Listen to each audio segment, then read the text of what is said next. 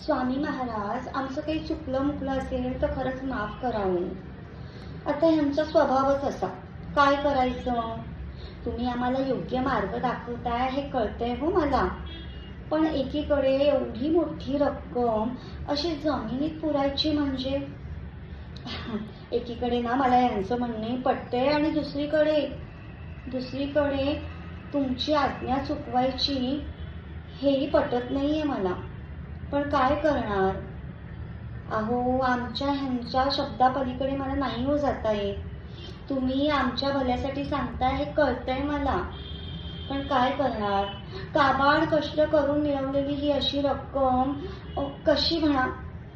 स्वामी महाराज, अहो मी जितकी भक्ती तुमच्यावर करते ना, किंबहुना त्यापेक्षा जास्तच भक्ती यांची आहे हो तुमच्यावर. खूप मानतात ते तुम्हाला. स्वामी महाराज, काही चुकत असेल तर प्लीज सांभाळून घ्या हो.